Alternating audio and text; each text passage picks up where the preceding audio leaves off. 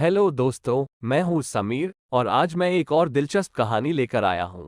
और अगर आप चैनल पर नए हैं तो चैनल को सब्सक्राइब भी जरूर करें।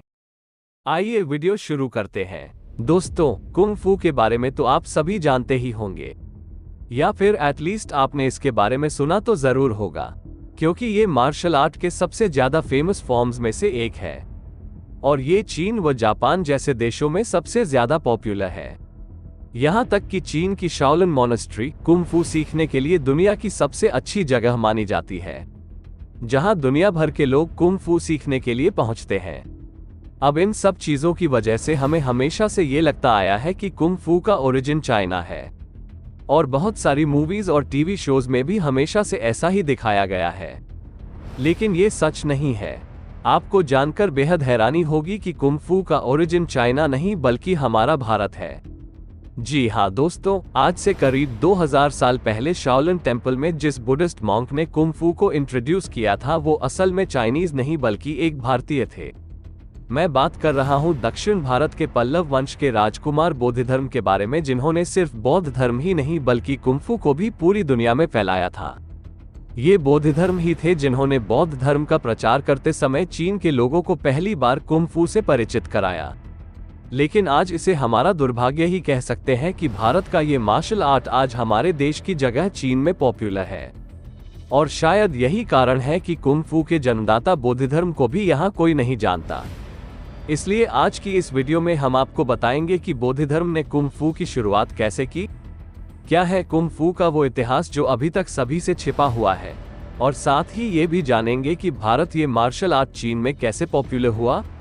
तो आइए वीडियो को शुरू करते हैं। दोस्तों, बोधिधर्म तमिलनाडु के कांचीपुरम के पल्लव वंश से थे और वो बौद्ध धर्म का अनुयायी था, जो भारत में कलारीपयट्टू के रूप में जानी जाने वाली प्राचीन मार्शल आर्ट में एक्सपर्ट था। इसके साथ ही उन्हें आयुर्वेद में भी महारत हासिल थी। अब ये मार्शल आर्ट भारत से चीन कैसे पहुंचा? ये कहानी शुरू होती है 5वीं से 6वीं शताब्दी ईस्वी पूर्व के बीच, जब बोधिधर्म राज सिंहासन पर विराजमान थे, लेकिन उनके भाइयों को उन्हें राजा के रूप में देखना बिल्कुल भी पसंद नहीं था, बल्कि वो उनकी जगह खुद गद्दी को हथियाना चाहते थे। इसके लिए उन्होंने मिलकर बोधिधर्म के खिलाफ साजिश रचनी शुरू कर दी।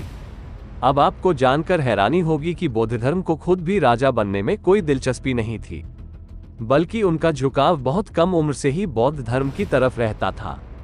इसलिए सिंहासन छीनने के बाद वो राज्य के कामों से पूरी तरह आजाद हो चुके थे और अपना पूरा टाइम अपने गुरु प्रजनात्रा से बौद्ध धर्म के बारे में सीखने में लगाने लगे। कई सालों तक ज्ञान प्राप्त करने के बाद उन्होंने इसका प्रचार प्रसार करना शुरू कर दिया। कुछ समय बाद उनके गुरु की मृत्यु हो गई। तब उन्होंने बौद्ध धर्म के प्रचार प्रसार का जिम्मा पूरी तरह से अपने ऊपर ले लिया और चीन तक पैदल यात्रा करते हुए धर्म का प्रचार करने की ठानी।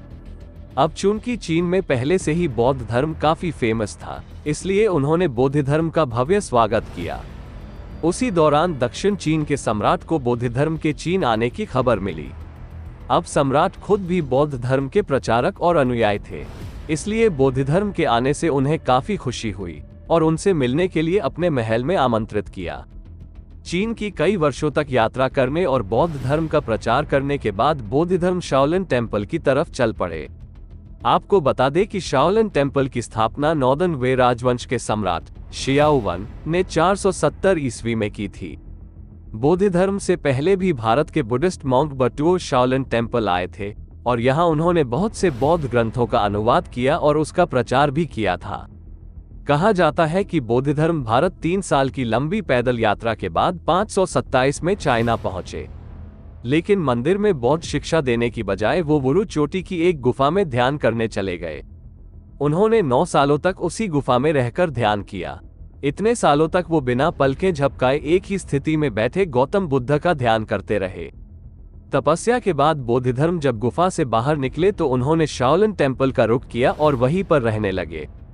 उस टेम्पल में बोधिधर्म ने देखा कि वहां रहने वाले मंक्स लगातार लंबे लंबे समय तक ध्यान और उपवास रखकर कमजोर हो चुके हैं। उनकी बुरी हालत देख उन्होंने फैसला किया कि वो इन मंक्स को शारीरिक और मानसिक रूप से तंदुरुस्त बनाएंगे, और इसके लिए उन्होंने उन भिक्षुओं को मार्शल आर्ट सिखाना शुरू कर दिया जो बोधिधर्म ने बचपन में सीखा था। योग, ध्यान और एक्सरसाइज ने इन मंक्स को अलग ही पहचान दी, जिसके बाद तो शाओलिन टेम्पल दुनिया भर में मशहूर होने लगा।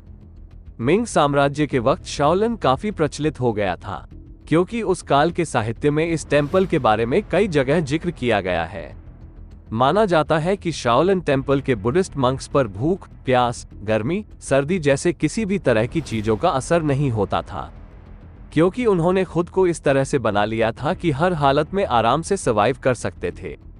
ऐसा कहा जाता है कि बौद्ध धर्म ने मंक्स को शाओलिन लुओहम और लुओहम क्वान नाम की 2 मार्शल आर्ट की श्रृंखला सिखाई थी, जिन्हें हमेशा प्राइमरी स्टाइल के रूप में देखा जाता है।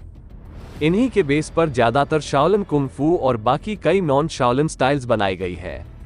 दोस्तों, शाओलिन टेम्पल के बुद्धिस्ट मंक्स का आखिरी लक्ष्य लोहान बनना होता था।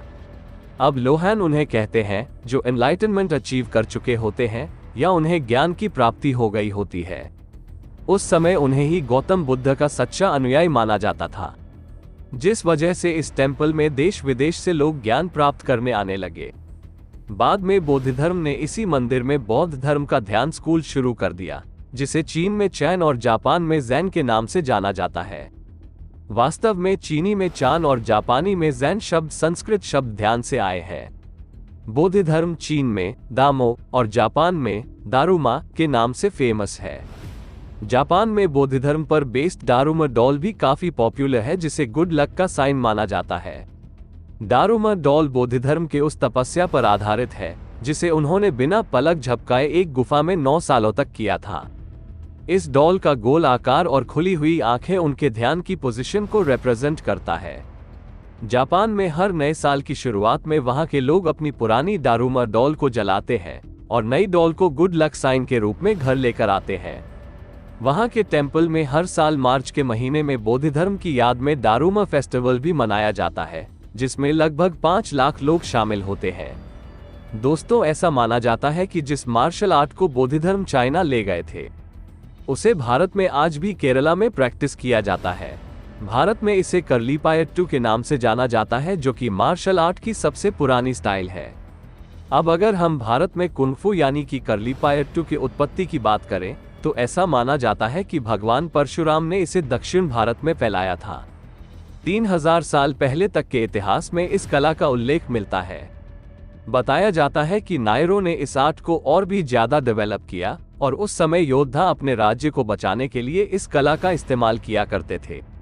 करलीपायट्टू के बारे में कहा जाता है कि ये ईश्वर द्वारा पैदा की गई विद्या है। पुराने लोकगीतों में भी इस कला का उल्लेख मिलता है। उस समय इस विद्या को सिखाने वालों को पणिक्कर कहा जाता था। तो दोस्तों, इस तरह भारतीय बुद्धिस्ट मॉन्क ने शाओलिन टेम्पल में कुंग फू को इंट्रोड्यूस किया। लेकिन आज पूरी दुनिया चाइना को ही कुंग फू का जनक मानती है और बेहद अफसोस है कि उन भारतीय बुद्धिस्ट मंक्स बुद्ध प्रदा, बौद्ध धर्म, बोधि सेना और बटुओ, जिन्होंने असल में कुंग फू को जन्म दिया, उन्हें कोई भी नहीं जानता और न ही ये जानते हैं कि कुंग फू बौद्ध धर्म और प्राचीन भारतीय मार्शल आर्ट से मिलकर बनाया गया है। काफी लोगों का आज भी मानना है कि बौद्ध धर्म के आने से पहले ही चीन में इस कला का जन्म हो चुका था। हालांकि इस बात को हर कोई मानता है कि बौद्ध धर्म के शाओलिन टेम्पल में पहुंचने के बाद इस कला में काफी नई चीजें जोड़ी गईं और ये आर्ट पहले से कई गुना ज्यादा बेहतर हो गया था। शाओलिन टेम्पल में स्थापित बौद्ध धर्म स्टैचू से भी यह बात स्पष्ट होती है। खैर, बौद्ध धर्म की इस अद्भुत कहानी और कुंग फू की उत्पत्ति के बारे में अनसुने तथ्यों के बारे में आप क्या सोचते हैं? कृपया अपना आंसर हमें कमेंट से जरूर दीजिएगा। बाकी हमारी आज की इस वीडियो में बस इतना ही। वीडियो अच्छी लगी हो तो इसे लाइक और शेयर जरूर करना और अगर आप चैनल पर नए हैं तो चैनल को सब्सक्राइब भी जरूर करें। मिलते हैं जल्दी ऐसी ही एक और इंटरेस्टिंग वीडियो में। तब तक के लिए गुड बाय।